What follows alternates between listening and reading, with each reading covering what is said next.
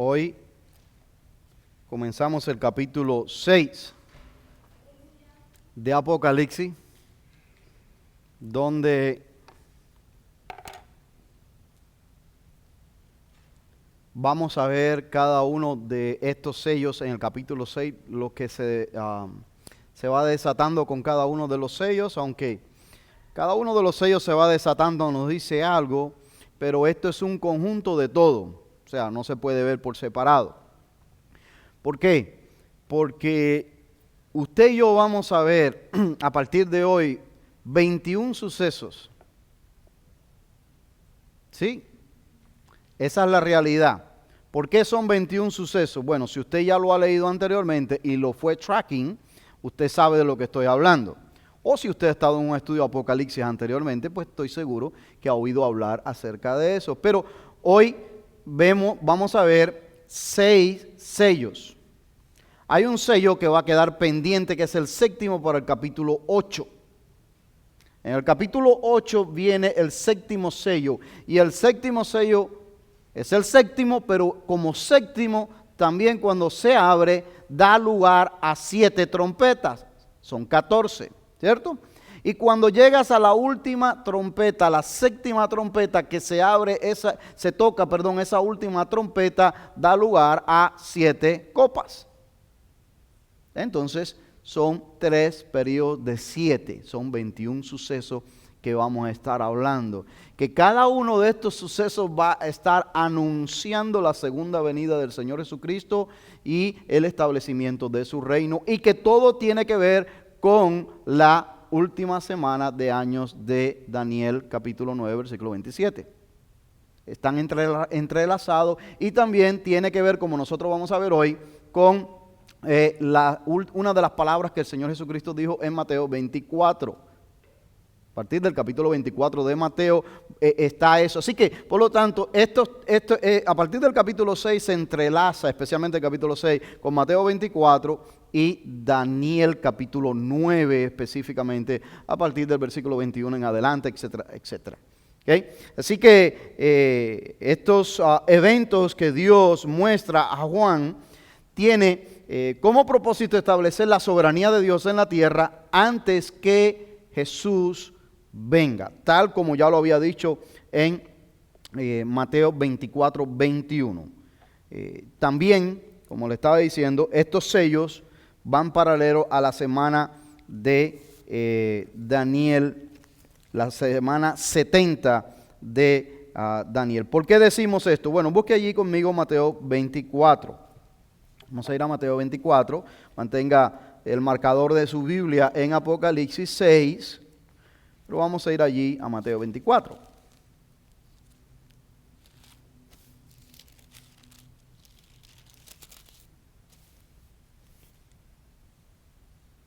Porque Mateo 24, versículo 3, comienza con lo que tienen en los subtítulos de la Biblia, también en Marcos 13 y Lucas 21, pero Mateo 24 específicamente, señales antes del fin. Y dice, y estando él sentado en el monte de los olivos, los discípulos se le acercaron aparte, diciendo, dinos, ¿cuándo serán estas cosas y qué señal habrá de tu venida y del fin del siglo? Esa fue la pregunta de los discípulos, ¿cierto? Ahora, él está en el monte de los olivos allí y está practicando con ellos, y viene Jesús en el versículo 4 y respondiendo Jesús le dijo, mira que nadie os engañe, y ya esa es la primera señal, vendrán engañadores. Y sigue hablando, porque vendrán muchos en mi nombre diciendo que yo soy el Cristo, y a muchos se engañará, ya esto. Pero aquí comienza el 6, y a partir del 6 comienza a darnos lo que van a ir desatando los sellos con estos caballos del Apocalipsis que nosotros vamos a ver hoy. ¿Entiende? Porque están relacionados allí. Dice, por ejemplo, el versículo 6, y oiréis de guerra y rumores de guerra. Mirad que no os turbéis, porque es necesario que todo esto acontezca, pero aún no es el fin. O sea, todavía, ¿cierto? Sigue diciendo, porque se levantará nación contra nación, reino contra reino, etc. Y todo esto será principio de dolores. Está cerca. ¿Okay? Entonces os entregarán a tribulación y os matarán y seréis aborrecidos de toda la gente por causa de mi nombre. También está esto en Apocalipsis 6. Muchos tropezarán y entonces se entregarán unos a otros y unos a otros se aborrecerán. Y muchos falsos profetas se levantarán y engañarán a muchos. Inclusive el versículo 5 también está en el Apocalipsis, de acuerdo a una gran mayoría. Apocalipsis 6, de lo que vamos a ver hoy, ¿verdad? Versículo 12, y muchos, por haberse multiplicado la maldad y el amor de muchos se enfriará. Ya eso estaba pasando con las cosas que son, que lo habíamos visto anteriormente. Más el que persevera hasta el fin, este será salvo, y será predicado este evangelio en todo el mundo para testimonio de todas las naciones, y entonces vendrá el fin. Entonces vendrá el fin. Pero aquí viene el versículo 15, que es un versículo clave que nos da referencia a Daniel. Y dice: por tanto, cuando veáis en el lugar santo la abominación desoladora de que habló el profeta Daniel. Aquí nos refiere a Daniel entonces acerca de aquella visión que Daniel tuvo acerca de esto. Y nos da la pauta, ¿verdad? Y dice: y entonces los que estén en Judea huyan a los montes, y el que esté en la azotea no descienda para tomar algo de su casa, y el que esté en el campo no vuelva atrás para tomar su capa. Mas hay de las que están encintas y de los que crían en aquellos días. Orad pues que vuestra huida no sea en invierno ni en día de reposo. Y a partir del versículo 21, que era el que le había puesto en pantalla anteriormente, dice: porque habrá entonces gran tribulación. Ahí comienza, cual no ha habido desde el principio del mundo hasta ahora, ni la habrá. Eso es parte de la semana 70. Eso es parte de lo que Juan es invitado ahora a venir y a mirar en el capítulo 6. Estoy leyendo esto para que usted vea cómo el Señor, estuvo adelantando esto ya. Y después, en el año 95, 93, 96, aproximadamente, cuando Juan tiene esta revelación en visión, viene nuevamente el Señor a confirmar lo que ya ha venido diciendo, lo que ya venía diciendo atrás a Daniel. La Biblia no se contradice. Viene alertándonos y advirtiéndonos una y otra vez.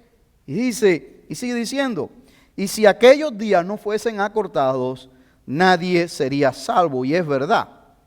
Es verdad, porque vamos a ver, por ejemplo, en el capítulo de hoy, Dios mediante, vamos a ver que aproximadamente 1.8 billones de personas van a ser entregados en la mano de uno de los caballos del Apocalipsis, de la población mundial, si fuera hoy. Puede que demore 100 años más, pero si fuera hoy, con la población mundial que está en 7.7 billones, 1.8 hoy con un solo caballo quedarían. Y ese es solamente uno de los juicios. Entonces lo que dice la palabra no es mentira, es verdad. Si aquellos días no fueran acortados, nadie sería salvo. ¿Más por causa de quién? De los escogidos. No suyo y mío, porque nosotros no estaremos aquí, pero de los que recibirán el evangelio, se entregarán por causa de ellos. Será acortado. Entonces, si algunos dijeren: mirad, está aquí el Cristo, y mirad, está por allá, no lo creáis, porque se levantarán falsos Cristo. Vuelve nuevamente a reenfatizar lo que dijo en el versículo 5, que va a hablar Apocalipsis 6. Y harán grandes señales y prodigios, de tal manera que engañarán, si fuere posible, aún a los escogidos. Ya los he dicho antes. Es verdad que lo había dicho antes. Así que si os dijeren: mirad, está en el desierto, no salgáis, o mirad, está en los aposentos, no lo creáis. Porque como el relámpago que sale del oriente y se muestra hasta el occidente, así será también la venida del Hijo del Hombre. Por donde quiera que estuviere el cuerpo muerto, allí se juntarán las águilas. Inmediatamente después de la tribulación de aquellos días, el sol se oscurecerá y la luna no dará su resplandor, y las estrellas caerán del cielo, y las potencias de los cielos serán conmovidas. Casi palabra por palabra de lo que dice en Apocalipsis 6. Casi palabra por palabra. Ahora que usted y yo estamos estudiando el capítulo 6, le estamos sacando provecho a Mateo 24. ¿Te das cuenta? Porque ahora entra así la profecía, entra lo que él habló y lo que reveló después a Juan. ¿Te das cuenta? Y esto es lo maravilloso, por eso a mí me encanta. De verdad que podamos ir para adelante y para atrás en la palabra y poder ver cómo ella es como el rompecabezas. ¿Qué emoción te da cuando una ficha encaja, que usted la andaba buscando y encaja? Yes, la encontramos.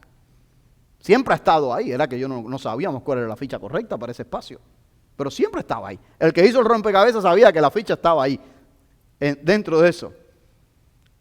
Y el que escribió la Biblia sabe, ¿verdad? El que la dictó, el que la sopló, sabe cómo todo encaja, pero pues él nos las va revelando según nosotros vamos entrando más en él. ¿Ve? Y esto es hermoso.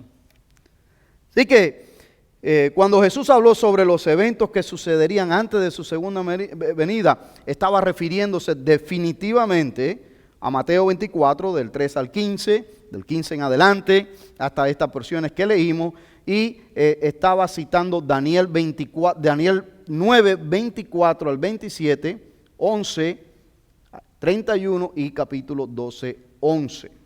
Si usted quiere ver eso un poquito también, vamos allí donde Daniel un momentito para ver estos versículos rapiditos también.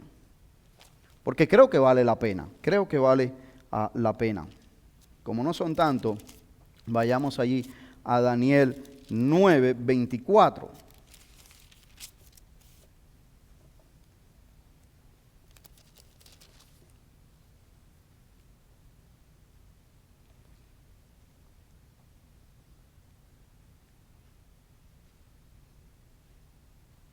Dice Daniel 9:24, 70 semanas están determinadas sobre tu pueblo y sobre tu santa ciudad para terminar la prevaricación y poner fin al pecado y expiar la iniquidad, para traer la justicia perdurable y sellar la visión y la profecía y ungir al santo de los santos. Ungir al santo de los años. 70 semanas de años. ¿Que son qué? 490 años. No estamos hablando de semanas de 7 días. Son semanas de año. La mayoría de los scholars, los estudiosos que entran en estas porciones, coinciden que las semanas de Daniel no son semanas de 7 días como las que usted y yo tenemos ahora de 7 días, sino que son semanas de años, de 7 años, ¿ok? Entonces, ahora, seguimos allí. De esos 490 años, ya 483 fueron cumplidos. ¿Cuándo? Cuando el Mesías voluntariamente entró a Jerusalén. A sabiendas de lo que iba, entró a Jerusalén y entregó su vida en la cruz del Calvario por ti, por mí y por todo el mundo. Eso es lo que está diciendo, lo que le está revelando aquí a Daniel, el versículo 24. Y si seguimos nosotros hasta el 27, dice: sabe pues y entiende que desde la salida de la orden para restaurar y edificar a Jerusalén hasta el Mesías príncipe habrá 7 semanas y 62 semanas. 7 y 62 son 69 semanas en total. Está dejando una semana fuera el que le está dando la visión a Daniel aquí. Sigue diciendo. Y 2 semanas. Y se volverá a edificar la plaza y el muro en los tiempos angustiosos. Y después de las 62 semanas se quitará la vida al Mesías, mas no por sí. Y el pueblo de un príncipe que ha de venir destruirá la ciudad y el santuario. Y su fin será con inundación. Hasta el fin de la guerra durarán las devastaciones. Todo eso ya pasó cuando destruyeron también a Jerusalén. Todo esto ha pasado. Las 483 días de las 69 semanas ya han pasado. Y dice el versículo 27 aquí: y por otra semana, aquí vienen los 7 años para completar las 70 semanas. ¿Okay? Ahora, entre ese versículo 26 y versículo 27 hay un gap de tiempo. Hay un tiempo indefinido que no sabemos porque solo el Padre en su divina potestad sabe cuándo va a enviar de regreso al Mesías. Porque cuando le preguntaron a Jesús, le dijo, eso solamente mi Padre lo sabe. ¿Se recuerdan? Solamente mi Padre lo sabe. Hay ese tiempo aquí, pero el hecho de que haya ese tiempo es como el tiempo que hay entre el Antiguo y el Nuevo Testamento. Pasan 400 años, pero usted y yo volteamos la página, ¿cierto? Es como el tiempo cuando pasó Jesucristo, que vino a este mundo hace más de 2000 años, se entregó a Cristo y todavía no ha llegado. Ha pasado un tiempo en between y usted y yo estamos viviendo ese tiempo ahora, que no ha llegado todavía a levantar su iglesia. Está pasando un tiempo entre esta semana y dice, y por otra semana confirmará el pacto con muchos, a la mitad de la semana hará cesar el sacrificio, a la mitad de la semana. Recuérdese que las semanas son de 7 años, a la mitad de la semana, ¿ok? A los 3 años y medio, es lo que coinciden todos los scholars con relación a esto. Si una semana tiene 7 días y son de 7 años, pues 3 años y medio. Eso, la matemática no nos va a mentir. Es matemática lo que se está sacando aquí. Después, con la muchedumbre de las abominaciones vendrá el desolador, hasta que venga la consumación y lo que está determinado que se derrame sobre el desolador. Hasta que venga el juicio final que Dios tiene sobre el desolador, sobre Satanás. Hasta que venga. Pero eso va a pasar. Mire allí ahora el capítulo 11, versículo 31. Dice, y se levantará de su parte, el capítulo 11, versículo 31, sí. Y se levantarán de su parte tropas que profanarán el santuario y la fortaleza y quitarán el continuo sacrificio y pondrán la abominación desoladora. Una vez más, déjame decirle, ya esto ocurrió una vez en la historia. Aquellos que saben un poco de la historia bíblica o que han leído acerca de este tema, pues saben lo que les voy a decir. Los que no, se va a enterar ahora. Pero esto sucedió en la época de intertestamentaria entre el Antiguo y Nuevo Testamento. En ese periodo de 400 años que hubo de silencio de parte de Dios. ¿Se recuerdan? Bueno, en ese periodo de tiempo el imperio griego se deshizo y sus capitanes de sus ejércitos tomaron control de ciertas partes de Europa y se repartieron los 4 generales principales. Y ahí vienen ciertas disputas entre estos generales de Alejandro el Magno, que era el que estaba al frente del imperio griego. Y en la parte de Jerusalén y toda esa área allí, vienen la época de los Ptolomeos, 1, 2, 3, 4, no sé cuántos de ellos son. Y bajo de esto y de los Antioquios, específicamente el cuarto, Antíoco Epífanes IV, es el que viene a tomar control a Jerusalén. Y viene, y ustedes saben, o los que no saben se enteran ahora, viene y sacrifica cerdos dentro del santuario de Jerusalén. Sacrifica cerdo dentro del santuario de Jerusalén, un animal que es impuro para el hebreo. Cuando hace esto, básicamente esto es una burla, esto es algo para denigrar, para burlarse de Dios, del pueblo hebreo, para provocarlo, para decir que pues Él es el que es allí. Y hubieron sacerdotes de Israel que estuvieron de acuerdo con eso, estaban vendidos. Le importaba poco la santidad de Dios, de su casa. Entonces allí se levantan los macabeos, esta familia de los macabeos, su papá. Pero su papá muere y se queda su hijo, que es el que lleva el movimiento de recuperar para atrás Jerusalén y recuperar el templo y purificar el templo. Cuando Daniel está viendo en visión la abominación desoladora, está viendo en primer lugar esto que está sucediendo, esta abominación que está pasando en el templo de Dios. Pero esto es lo que en la teología se llama una profecía de doble cumplimiento. En teología hay esto, hay profecías de doble cumplimiento. Quiere decir que Daniel está viendo esto, la abominación desoladora que le están mostrando que está pasando y que pasó en Jerusalén, en el santuario. Esto era abominable delante de los ojos de Dios, pero no está viendo esta botella acá atrás porque yo no puedo ver aquella botella allá. Pero esta misma profecía tiene cumplimiento aquí en lo que va a ser el anticristo, también en el santuario, cuando se vuelva a reconstruir el santuario en la casa de Dios.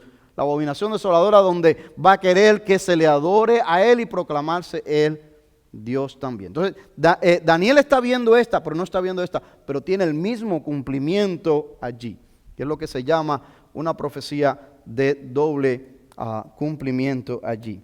Por eso, el versículo 31 vuelve a enfatizar esto. El capítulo 12, versículo 11 dice: y desde el tiempo que se ha quitado el continuo sacrificio hasta la abominación desoladora, habrá 1290 días. Vuelve de nuevo la matemática.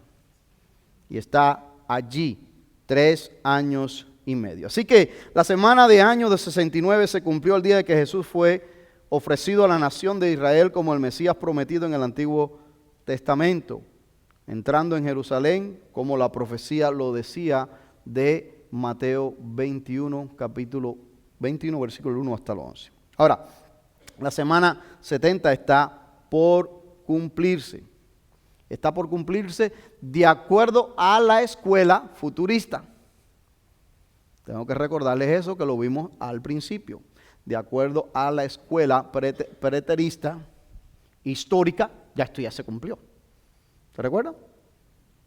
Pero de acuerdo a la escuela futurista, que la mayoría de los scholars conservadores entienden que no se ha cumplido, esta semana 70 está por cumplirse todavía. Está por cumplirse todavía. Ahora, cuando comienzan estos sellos, mis hermanos, y ahora sí ya vamos a irnos a Apocalipsis 6. Cuando comienzan estos sellos, este es el inicio de la tribulación. Este es el inicio ya, cuando comienza esto. Todavía no ha comenzado, pero este es el inicio cuando le están mostrando a Juan lo que va a comenzar y es lo que va a dar inicio a ello. Así que este día de Jehová guarda relación especial con la nación de Israel y los propósitos de Dios. Y déjame decirle que básicamente esto es Dios tratando con la nación de Israel, pero el mundo entero sufrirá las consecuencias. Esta parte de esta semana de años, de 7 años, es Dios tratando con ellos directamente. ¿Por qué? Porque ¿dónde se van a desarrollar todos estos eventos? Allá, no aquí. Aquí va a haber repercusiones. En todas partes del mundo va a haber repercusiones. Pero ¿dónde se desarrollan los eventos? Es allá. Porque ese es el reloj del tiempo. En esos 7 años es que se van a desarrollar estos eventos en Israel. Durante esos 7 años la nación sufrirá persecuciones del anticristo tal como ha sido profetizada. Jeremías 30. Jeremías 37 dice: cuán grande es aquel día, tanto que no hay otro semejante a él. Tiempo de angustia para Jacob. ¿Quién es Jacob? Israel, ¿ok? Tiempo de angustia para Jacob, pero dice, pero de ella será librado. Al mismo tiempo habrá angustia, pero al mismo tiempo hay que misericordia de Dios extendida a ellos. En aquel día dice Jehová de los ejércitos, sigue adelante el 8, yo quebraré su yugo de su cuello y romperé sus coyundas, y extranjeros no la volverán más a poner en servidumbre, sino que servirán a Jehová su Dios y a David su rey, a quien yo les levantaré. Pero si es que David ya había muerto. ¿De quién está hablando? De la simiente, del pacto que hay. ¿Te das cuenta? Del pacto que hay. Tú pues, siervo mío Jacob, Israel, no temas, dice Jehová, ni te atemorices, Israel, porque he aquí yo soy el que te salvo de lejos a ti. De lejos, yo ni siquiera tengo que ir allí. Qué maravilloso es Dios, ¿verdad que sí? Qué maravilloso es Dios que aunque usted y yo estemos donde estemos, Él desde lejos nos cuida, nos protege. ¿Sí o no? Manda a sus ángeles alrededor suyo y mío. Pone vallado. Se lo dice así a Israel, te lo dice a ti y a mí, porque usted y yo somos injertados en esta promesa al pueblo de Israel por la fe también. Y dice, desde lejos, y a tu descendencia de la tierra de la cautividad. Y Jacob volverá y descansará y vivirá tranquilo, y no habrá quien le espante, porque yo estoy contigo para salvarte, dice Jehová, y destruiré a todas las naciones entre las cuales te esparcí, pero a ti no te destruiré, sino que ¿qué? Bueno, no te voy a destruir, pero la disciplina sí la vas a tener. ¿Qué dice? Dice, sino que te castigaré con justicia. De ninguna manera te dejaré sin castigo. Entonces esos 7 años tienen que ver con el pueblo de Israel. Pero el mundo entero sufrirá las consecuencias. También. El mundo entero sufrirá las consecuencias. Esta tribulación que se le muestra aquí a Juan será una de las cuales el mundo no tiene referencia sin paralelos. Israel llevará gran peso, o con peso, el gran peso de eso, pero también tendrá misericordia. En Daniel 12:2, el Señor dice acerca de esto, de que tendrá misericordia de Daniel, del pueblo de Israel, y dice el versículo 2 de Daniel, y muchos de los que duermen en el polvo de la tierra serán despertados, unos para vida eterna y otros para vergüenza y confusión perpetua. Dios cumplirá sus promesas que le ha hecho al pueblo de Israel, Ezequiel, Amós, Sofonías, Romanos. Así que muchos se pueden preguntar, ¿y qué va a pasar con la iglesia en ese tiempo? Las promesas del Señor a los suyos es de llevarlo a casa. ¿No dice así el Evangelio según San Juan capítulo 14? En la casa de mi Padre hay ¿qué? Muchas moradas. Si así no fuera, yo os hubiera dicho. Pablo afirma, dice, no nos ha puesto Dios para la ira, sino para alcanzar salvación en medio de nuestro Señor Jesucristo.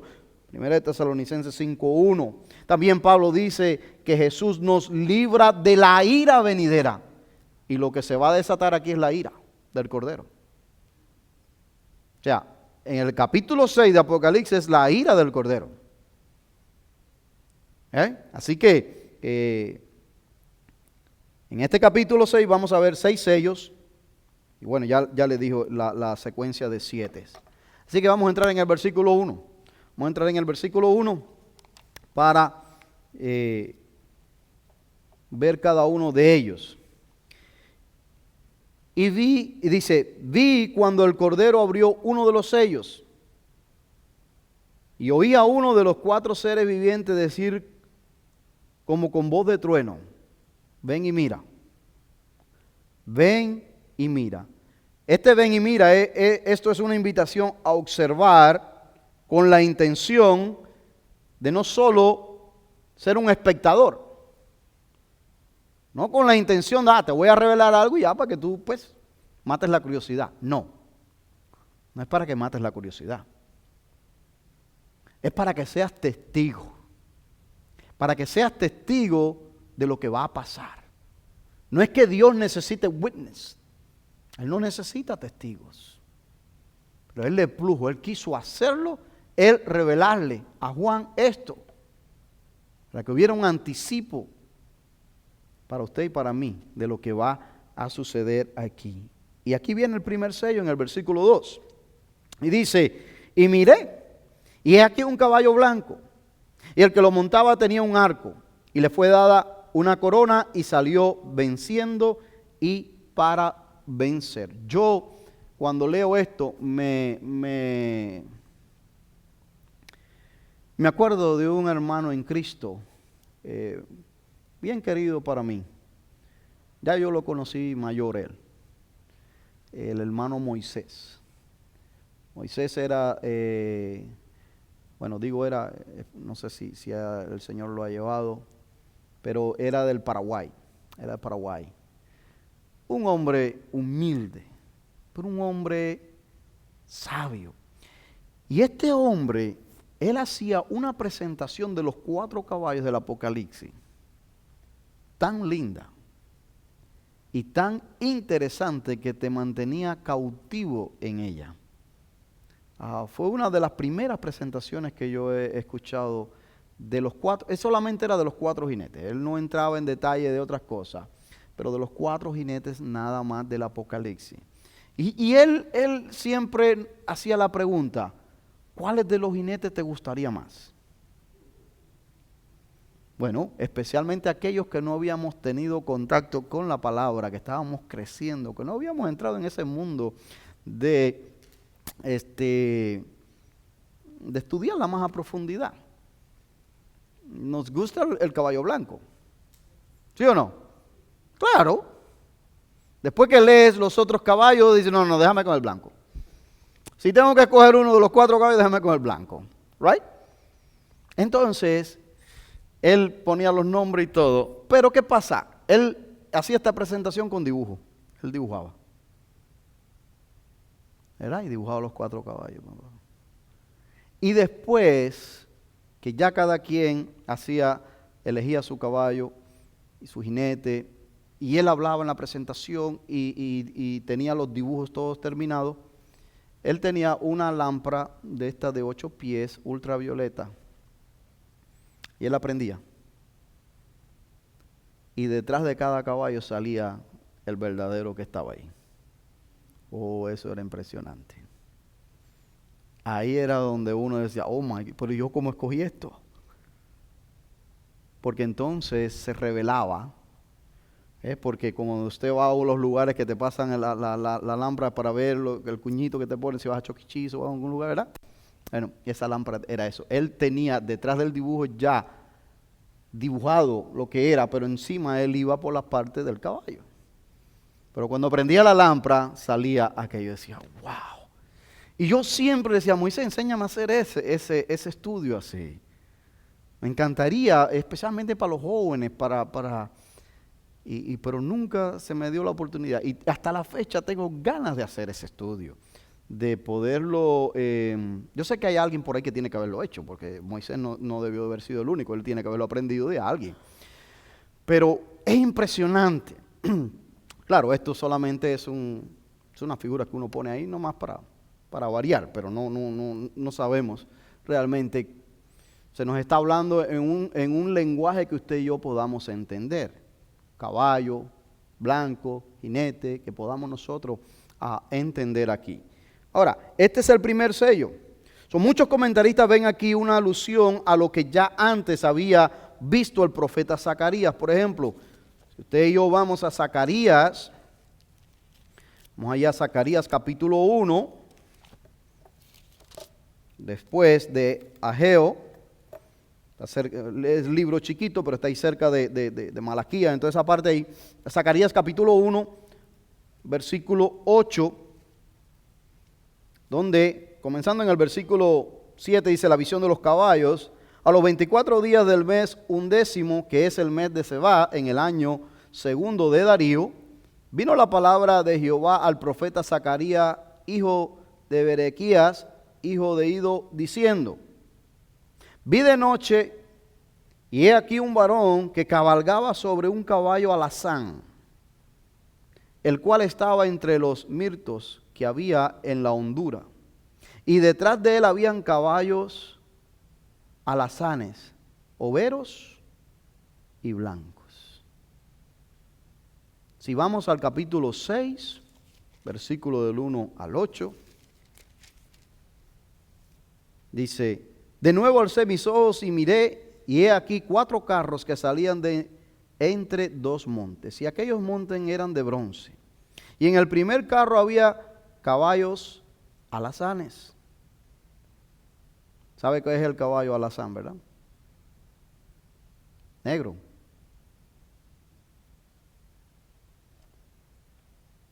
El segundo, alazán no, perdón.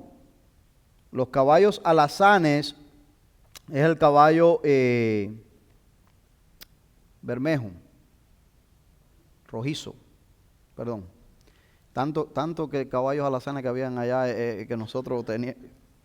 Es el rojizo.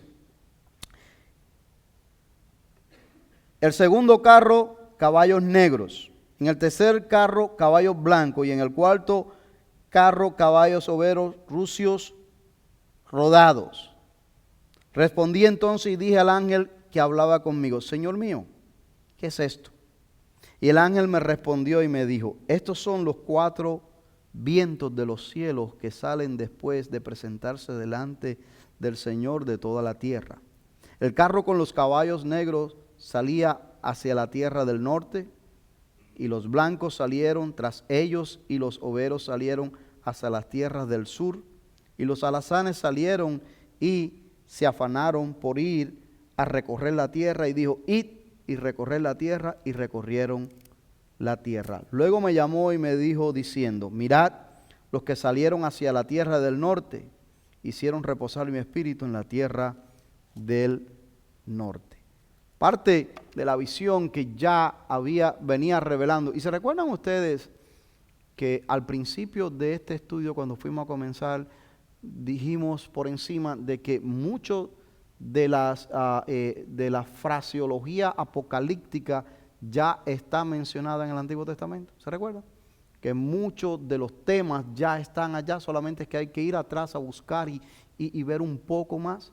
Es interesante cómo ver que ya desde Zacarías venía Dios hablando de caballos, específicamente de los colores que iba a mencionar posteriormente en el Apocalipsis allí también. El caballo blanco es símbolo de ¿qué? De fuerza. El caballo, perdón, es símbolo de fuerza. Su color blanco representa victoria. Lo montaban específicamente en la época donde está Juan teniendo esta visión. El imperio dominante era el imperio romano, ¿cierto? Y los romanos tenían por costumbre que cuando venían de sus guerras y iban y habían salido victoriosos, no es como los hebreos que venían en un burrito. Por eso Jesús entra en símbolo de ¿qué? De paz. No, los romanos no. Los romanos eran diferentes. Ellos hacían un desfile y entraban en caballo blanco. Específicamente algunos comentaristas e historiadores citan que algunos hacían poner carruajes y ponían 4 caballos blancos. Ponían 4 caballos blancos también para desfilar y anunciar la victoria que habían visto. Y digo esto ¿por qué? Porque Juan vivió bajo ese imperio. Y esto era notable realmente para él allí. Ahora, quien lo montaba tenía un arco. Es interesante que no se dice si este arco tenía flecha o no. Se dice que solamente tenía un arco. Por lo que se deduce que las batallas que va a salir victorioso no son batallas violentas. No son batallas violentas. ¿Por qué? Bueno, porque una gran mayoría coincide que el que cabalga este caballo, algunos dicen que es el Señor Jesucristo. Otros dicen que es el Evangelio, que está haciendo referencia al caballo blanco que va y sale de victoria y sale para vencer y victorias, es el Evangelio. Pero una gran mayoría entiende que no es ni el Señor Jesucristo, ni es el Evangelio todavía. Porque el Evangelio se va a predicar ahorita más adelante en el capítulo 8. Y ya se viene predicando desde ahora, pero se va a proclamar con los 144,000 escogidos en el capítulo 8 que van a salir a predicar el Evangelio. Entonces una gran mayoría de teólogos entiende que el que monta este caballo blanco es el anticristo. Pero le estoy dando las ciertas opciones y opiniones que hay de personas como ven en realidad esto. ¿Okay? ¿Y por qué? Bueno, dice que tenía este arco y salió victorioso y se le fue dada una corona. Y esa traducción en griego de corona es estéfanos, que lo habíamos hablado anteriormente en otro de los capítulos. Corona de victoria, refleja la imagen de victoria, básicamente de las victorias que coronaban en los Juegos Olímpicos en el deporte. Porque algunos que quieren o que dicen que el que monta el caballo blanco es el Señor Jesucristo, ven una similitud con Apocalipsis 19:11. Cuando usted va a Apocalipsis 19:11, usted va a encontrar que el Señor Jesucristo monta un caballo blanco también. Y los que vienen y traen esta teoría o esta hipótesis o que entienden esto, dice, bueno, es Él porque es el que monta el caballo blanco. No necesariamente, porque es que Satanás es el ¿qué? El gran imitador. Él es el gran imitador. Por eso es que Él va a falsificar todo. Lo va a falsificar todo de tal manera que quiere y puede y va a engañar. Y el Señor Jesucristo lo advirtió en Mateo 24, aún si es posible los escogidos. Porque Él es el gran falsificador. Pero una de las diferencias que estábamos hablando con relación a la corona es que esta corona es estéfanos. Es una corona que se usaba se le ponían para los Juegos Olímpicos, hablamos de ella en otro capítulo. Y lo que lleva el Señor Jesucristo, más adelante en el capítulo 19, que nosotros vamos a ver, es una diadema, que es totalmente diferente porque es una diadema que corresponde a la realeza. A la realeza. Y esa no la lleva Satanás. Entonces, por ahí es que muchos dicen, no puede ser definitivamente lo mismo allí. ¿Okay? Otros pues han sugerido que es el anticristo, como ya se lo dije. Y Daniel indica en Daniel capítulo 9, versículos 26 y 27 que leímos anteriormente, indica que hay un príncipe que ha de venir y que hará pacto con Israel para protegerlo de sus enemigos. En esa visión que Daniel tiene, recibe esto. Y este jinete del caballo blanco que sale con un arco, pero no sale para disparar, sale con un arco nada más, y sale victorioso, es muchos, se entiende que es el que hace el pacto de paz. El que hace los tratados, el que trata de mantener esta paz por 3 años y medio, a la mitad de la semana. ¿Das cuenta? Porque sale victorioso para vencer y no dispara una flecha. No dispara una flecha. ¿Pero con qué lo hace? Con negociaciones, persuadiendo, engañando, con toda artimaña, con todo truco, etcétera, etcétera allí. Así que en otras palabras, el futuro dictador mundial empieza su carrera como pacificador. Irá de victoria en victoria y finalmente controlará el mundo. No nos extraña que el anticristo se parezca a Cristo, porque el anticristo es la gran imitación de Satanás. Anti significa que ¿qué? Que está en contra, que se opone, ¿cierto? Engañará, incluso a los judíos que deberían conocer la Escritura, pero los engañará. Deberían conocerla, pero aún el propio Señor Jesucristo se lo dijo a ellos en Mateo. ¿Escudriñad qué? Las Escrituras. ¿Y qué Escritura le estaba hablando? Del Antiguo Testamento. Porque el Nuevo no lo tenían todavía. Escudriñad las Escrituras, porque a vosotros os parece que en ellas tenéis la vida y ellas son las que dan testimonio de mí. La Escritura estaba, pero este habilidoso jinete los engaña aún a ellos. Por eso, para que él pueda engañarlo, la cosa tiene que estar bien mala en Jerusalén. Tiene que estar un hormiguero, un avispero allí que usted no va a poder ni meter la mano porque te pica, como sea.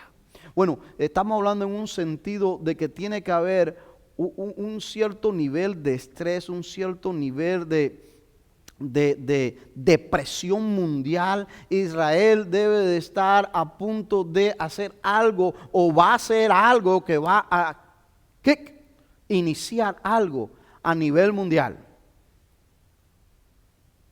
Pero este mediador va a llegar a mediar, un príncipe de paz, dice Daniel en capítulo 9, versículo 26 en adelante, que va a venir a mediar y entonces hará pacto con ellos.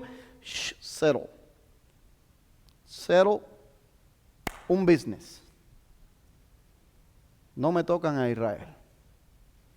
Y los países vecinos, no vamos a decir, pero los países vecinos van a estar en acuerdo con eso. Claro que sí, pues vamos a hacer un tratado comercial, un tratado militar, un tratado de salud, vamos a hacer todo este tipo de tratado. ¿Ok? Y Israel se va a abrir y vamos a hacer también algo que realmente podamos adorar juntos a Dios en este mismo lugar. Porque les digo algo, ahora mismo usted va a Israel y usted va a ver que dentro del Medio Oriente Israel es el país más democrático que puede haber. ¿Por qué? Porque allí mismo en el lugar, en lo que es este lugar santo donde estaba el templo, allí están casi las tres religiones más grandes del mundo. Están ahí. Y permite mezquitas islámicas en todo su territorio. Que usted va por las calles y comienza a tocar sus sirenas para llamar a la oración de ellos y usted dice, pero ¿qué cosa es esto? Yo pensaba que... Y no. O sea que si le proponen un tratado o algo donde ellos puedan, muy probable que cedan, porque hasta ahora han cedido. Han cedido territorios también de ellos que le pertenecían por tratar la paz. Un acto de nobleza, pero han ido cediendo algo que Dios le dio. Sí, es un acto de nobleza, yo entiendo, y tratar de tener la paz, pero eso Dios te lo dio a ti. Así que no es de extrañarse que este príncipe de paz que venga a tratar de negociar con ellos y ellos digan sí. El problema va a ser cuando llegue a la mitad de la semana, a la mitad de los 3 años y medio. Que entonces el velo espiritual quizás se va a caer y ellos van a decir, espérate, esto no fue lo que firmamos, para esto no firmé yo. Entonces la lámpara ultravioleta va a salir y va a revelar la verdad. ¿Te das cuenta? Y entonces ellos van a decir, no, y allí va a comenzar la segunda parte. La segunda parte. ¿Ok? Así que seguimos adelante. Así que la palabra corona en el Apocalipsis 2 es estéfano, pero la corona de que Jesucristo lleva es diadema en Apocalipsis 19, versículo 12. Opina el pastor y autor, el doctor Warren Wiersbe, quien falleció, dicho sea de paso, este año en mayo 2. Y también opina Matthew Henry y el doctor Carballosa. El doctor Carballosa con Matthew Henry no opina igual que el doctor Wiersbe. Él dice que los 4 jinetes son un movimiento creciente o fuerza que entrará en acción durante ese periodo de tiempo. Él entiende que es un movimiento creciente que viene en el mundo y que se va a manifestar como cada uno de estos 4 caballos con sus jinetes nos dice Apocalipsis que se manifiesta. Él no entiende que sea, él no entiende en otras palabras que los jinetes con el caballo se deban a una persona como tal, sino más bien es movimientos, fuerzas, acciones que están pasando en el mundo que van a manifestar estas características. Eso es lo que él entiende. Bien, versículos 3 y 4, se destapa el segundo sello. Y cuando abrió el segundo sello, oí al segundo ser viviente que decía, ven y mira. Usted ha podido ver que cada sello es llamado Daniel por uno de los seres vivientes. No el mismo, cada uno de ellos. A Juan. Cada uno de los sellos que Juan va a ver es un ser viviente diferente quien lo llama. Por eso es que algunos de los autores, cuando estudiamos atrás los seres vivientes que pasamos por ellos, se recuerda en algún momento que yo le mencioné que los seres vivientes también representaban 4 manifestaciones en el mundo. Podían representar los animales, podían representar las personas, podían representar el clima, podían representar de los 4 confines de la tierra. Precisamente porque cada uno de ellos va llamando a Juan, a mostrarle uno de los sellos que tiene relación con lo que ellos representan. Esa es una de las teorías, ¿ok? Pero solamente se lo estoy recordando lo que nosotros compartimos atrás. Y dice, y salió otro caballo bermejo, y el que lo montaba le fue dado poder de quitar de la tierra la paz, y que se matasen unos a otros, y se le dio una gran espada. El caballo bermejo es color rojizo como fuego. Color rojizo a menudo está asociado con el terror y la muerte. Dragón rojo de Apocalipsis, capítulo 12, versículo 3, lo vamos a ver. La bestia roja del capítulo 17, versículo 3 de Apocalipsis, es un cuadro de derramamiento de sangre sin misericordia. Así que muy probablemente esté relacionado con guerras de magnitud mundial. El quitar la paz crea inseguridad e inestabilidad en los gobiernos y las personas. Y el hecho de que lleva una espada, no está llevando una espada, no era la típica espada cortita que usaban los romanos, sino una espada de guerra, una espada larga, espada grande que era para guerrear. Así que este sale y va a quitar de la tierra la paz. La paz que ¿qué? La paz que este otro había negociado. ¿Ve? Así que viene el tercer sello en el versículo 5 al 6. Dice, cuando abrió el tercer sello, oí al tercer ser viviente. ¿Ve? Como dice ahora el otro tercer ser viviente, que decía, ven y mira. Y miré, y he aquí un caballo negro, y el que lo montaba tenía una balanza en la mano. Interesante que usted tenga en cuenta que esta balanza no es de justicia, como la que vemos la balancita en las cortes. No, esta balanza no es de eso. Esta balanza es de otra cosa. ¿Ok? Por lo que dice el contexto. ¿Qué es lo que dice el contexto?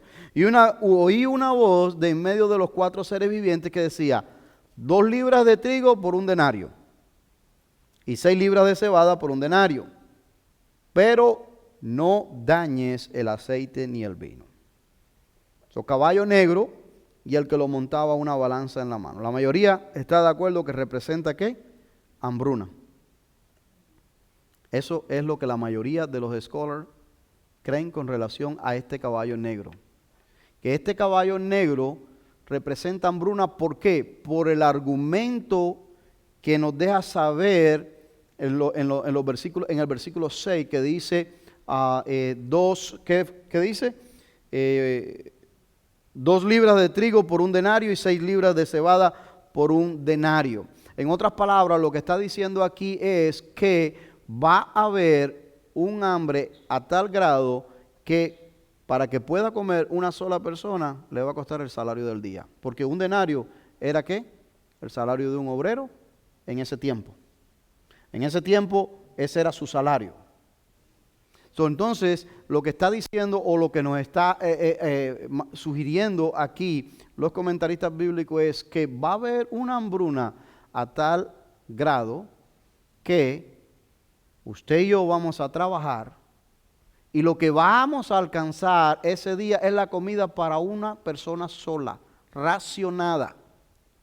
Si los hijos y la esposa no trabajan por cualquier condición que sea, tenemos que compartir esta comidita entre todos mientras puedas trabajar. Si no, no comes, porque va a haber una racionalización de los alimentos. Esa racionalización de la cual nosotros sabemos un poquito de ella y ahora nuestros hermanos venezolanos están también aprendiendo de eso y algunos otros países ya también han sabido de esto anteriormente.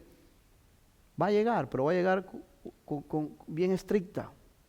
Y esto va a ir preparando el camino para lo que después más adelante el anticristo va a controlar la economía mundial, donde no puedes vender ni comprar a menos que tengas la autorización de él. Pero lo que no quiere decir esto es que no va a haber comida alguna. Sí va a haber comida. ¿Ok? Sí va a haber comida. Los que tengan mucha plata, pues van a poder comprar un poquito más.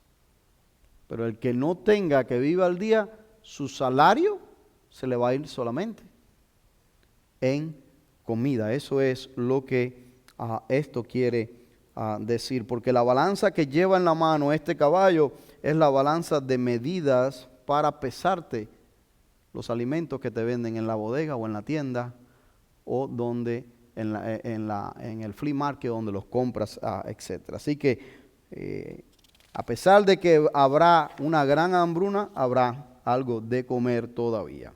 ¿Okay? Seguimos adelante.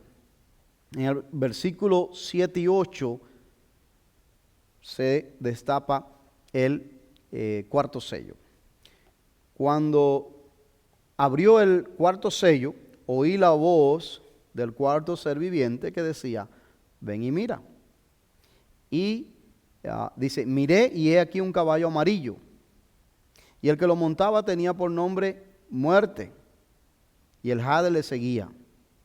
Y le fue dada potestad sobre la cuarta parte de la tierra para matar con espada, con hambre y con mortandad y con las fieras de la tierra. Muerte y Hades, estos son amigos inseparables. Sí, ellos van juntos para todos lados. La muerte le pasa la cuenta y el Hades lo recoge. Así es que más o menos funciona. Caballo amarillo, la traducción en griego es cloros. Por eso es que el cloro es amarilloso y también despinta y deja todo. ¿Okay? Pálido. Y se sugiere que era como un verde pálido. Para que usted vea. Yo buscando en mi mente razonando, si me dice que es amarillo, ¿por qué me dice que es verde pálido? Pero sí, esa es la definición en el griego de esto. Es un verde pálido. Allí lo que se traduce. Así que esta muerte que se está hablando aquí alude a una muerte cruel, despiadada. ¿Y por qué hablamos de esto? Porque se va a manifestar en esas 4 formas que nos dice el libro. ¿Cuáles son las 4 formas que nos dice aquí? Bueno, ahí nos lo dice. Dice, salió por la tierra para matar con espada en primer lugar. Con hambre. ¿Por qué? Porque este caballo está asociado con el anterior que salió. Porque había hambruna en la tierra ya. ¿Te das cuenta? Había hambruna ya. Este caballo está asociado con esto, con mortandad. La palabra mortandad es pestilencia. Va a haber pestilencias por diferentes cosas que van a estar llegando. Y aún las fieras del campo van a ser usadas para ir en contra del ser humano. Esto dice algunos comentaristas que el Hades es sinónimo de Seol. ¿Okay? Y este es el lugar de los muertos, donde están los muertos. Y pudiera referirse simbólicamente a una nube o algo que va atado a la muerte, oscuridad, algo allí. No está muy claro. Esto se suspende en un misterio allí. Ahora, aquí hay una clara evidencia o referencia a Ezequiel capítulo 14, versículo 21, donde dice así: por lo cual así ha dicho Jehová el Señor, cuanto más cuando yo enviare contra Jerusalén mis 4 juicios terribles. Y mire cuáles son esos 4 juicios terribles que Dios ya había advertido a través del profeta Ezequiel hacía tiempo atrás. ¿Qué dice? Espada, hambre, fieras y pestilencia, para cortar de ella hombres y bestias. Wow. Más claro, como dicen en mi pueblo, no canta un gallo. ¿Sí o no? Todo está dicho. Honestamente. Si lo rebuscamos, todo está dicho allí. Y dice este versículo, dice, la 4ª parte de la tierra. Como le dije al principio, si eso fuera hoy, si llegara a pasar hoy, 1.8 billones, no millones, con B, de bueno, billones aproximadamente. Qué tremendo. Y esto solamente estamos solamente en, ¿qué? En el 4º sello. Porque van a haber más mortandad adelante con los otros juicios. Por eso es que dice el Señor Jesucristo en Mateo que si no fuesen acortados los días por causa de los escogidos, nadie sobreviviría. No vamos a poder llegar ahorita al final del capítulo 6. Y de esto sabíamos. He tratado de avanzar un capítulo por noche, pero cuando no se puede, no se puede. Tampoco los quiero tener aquí hasta tarde. Pero faltan juicios. Que ahora mismo, antes de acabar el capítulo 6, parte de los juicios, parte del capítulo 6, el sello 6, dice que las potencias de los cielos se van a conmover. Y que los poderosos y los reyes y un montón de ellos más, 7, se esconden en las peñas. Todo esto trae también consecuencias. Claro, esto tampoco debe de darnos temor a nosotros. Porque la idea del Apocalipsis no es para que usted y yo tengamos temor. La idea del Apocalipsis es simplemente un libro de esperanza y de afirmación que usted y yo estamos caminando en la dirección correcta, sostenido de aquel que nos viene a levantar antes de que todas estas cosas sucedan. Por eso es que nos exhorta y nos anima a nosotros de que debemos de hablarle a otros para que no tengan que pasar por esto. ¿Ve? Vamos a dejarlo aquí.